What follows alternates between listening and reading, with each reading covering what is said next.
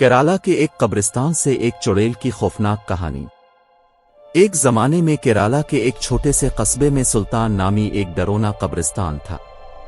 کہا جاتا تھا کہ اس قبرستان میں طرح طرح کی مافوق الفطرت طاقتیں رہتی تھیں۔ چاندنی رات میں تین دوست لوسی اور روہت ایک قبرستان کے کنارے پر جمع ہوتے ہیں۔ اچانک انہیں قبرستان سے ایک خوفناک سرگوشی کی آواز سنائی دی۔ ہاتھ میں ٹارچ لیے وہ احتیاط سے قبرستان کے گیٹ میں داخل ہوا کہ آواز کہاں سے آ رہی ہے۔ قبرستان میں داخل ہوتے ہی تیز ہوا چلنے لگی۔ اچانک انہوں نے دیکھا کہ ایک انسان ایک قبر کے پاس چل رہا ہے۔ وہ اداس اور کھویا لوسی اور روہت اس کے پاس آئے اور پوچھا کہ تم کون ہو اور اتنی رات یہاں کیا کر رہے ہو؟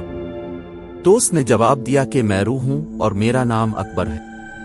اکبر نے انہیں اس خوفناک چڑیل کے بارے میں بتایا جس نے اس قبرستان میں تمام روحوں کو ستایا تھا۔ ہر رات ایک قدیم چڑیل جاگ کر قبرستان پر جادو کرتی اور جیسی معصوم جانوں کو اپنے قبضے میں لے لیتی۔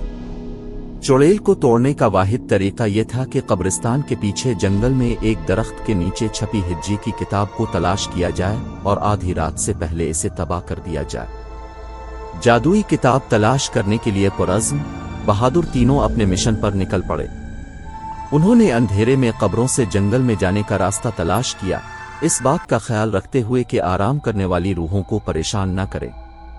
راستے میں ان کا سامنا ایک شرارتی چھوٹا سا کنکال تھا جس کا نام بونس ہے، جو جادو کی کتاب تلاش کرنے میں ان کی مدد کرنے پر راضی ہے۔ کنکال انہیں آم کے ایک پرانے درخت کے پاس لے گیا اور ان سے کہا کہ اس درخت کے تمام پتے اپنے پاس رکھ لے۔ اگر آپ اس پتی کو اپنے پاس رکھیں گے تو وہ چڑیل آپ کا کوئی نقصان نہیں کر سکتی، اور یہ کارڈ آپ کو جادوئی کتاب حاصل کرنے میں مدد دے گا۔ یہ کہہ کر کنکال واپس قبرستان کی طرف چلا گیا۔ آم کی پتی ہاتھ میں لیے تین دوستوں نے جادوئی کتاب کی تلاش شروع کی۔ کافی تلاش کے بعد انہیں جنگل میں ایک جھیل کے اندر کوئی چیز تیرتی ہوئی نظر آئی۔ روہت تیرنا جانتا تھا، اس لیے وہ جھیل کے اندر گیا اور چمکتا ہوا ڈبہ لے آیا۔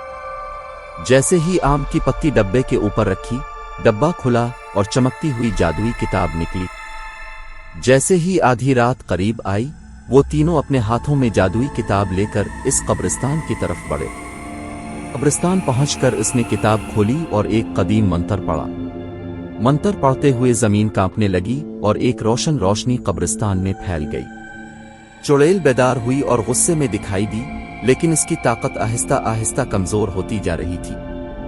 اس نے اپنی جادوئی طاقت کا استعمال کرتے ہوئے لوسی اور روہت کو جادوئی کتاب پڑھنے سے روکا، لیکن ان تینوں پر اس کا کوئی اثر نہیں ہوا کیونکہ ان کے پاس آم کے پتے تھے جو ان کی حفاظت کر رہے تھے۔ آہستہ آہستہ چڑیل کی ساری طاقت ختم ہو گئی اور چڑیل راکھ ہو گئی۔ اس طرح لوسی اور روہت قبرستان میں پھنسی ہوئی روحوں کو آزاد کرتے ہیں اور قبرستان میں دوبارہ امن کا راج ہوتا ہے۔